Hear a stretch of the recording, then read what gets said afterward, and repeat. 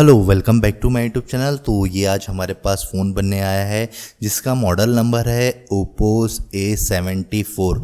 दरअसल ये फ़ोन में प्रॉब्लम ये दे रहा है, चलते चलते बंद हो गया है। जब हमने कस्टमर से पूछा तो ये कहने लगे कि ये फ़ोन चलते चलते ऑटोमेटिक बंद हो गया।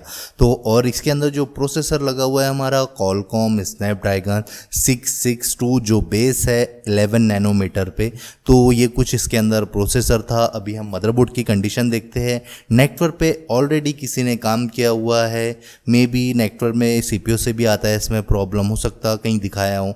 और ये फ़ोन बोले चलते चलते ऑटोमेटिक बंद हो गया। बीच में मैंने दिखाया था नेटवर्क के लिए, नेटवर्क फिर आ गया, 2-3 दिन चला, फिर इसके बाद फ़ोन डेड हो गया। तो मदरबोर्ड एकदम फ्रेश है हमारा, बस पीछे से नेटवर्क सेक्शन टेम्पर्ड है। तो अभी हम देखते हैं इसका सीपीयू रिवॉल्व करते हैं और फटाफट आपको चेक करके बताते हैं जो हमारा फ़ोन है वाकई में ऑन हुआ कि नहीं।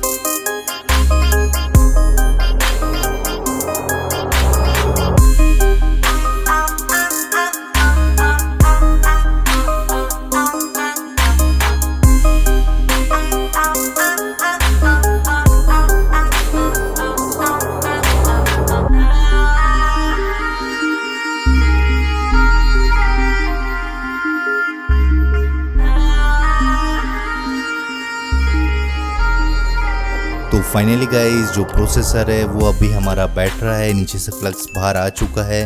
तो देख लीजिए, बस थोड़ी सी और हिट मारना है, इसके बाद हमारा प्रोसेसर परफेक्टली बैठ जाएगा। तो अभी हम जो है इसको फटाफट मदरबोर्ड को ठंडा करते हैं और इसे चेक करके आपको बताते हैं वाकई में जो फ़ोन जो डेट था पहले हमारा वो ऑन हुआ कि नहीं हुआ।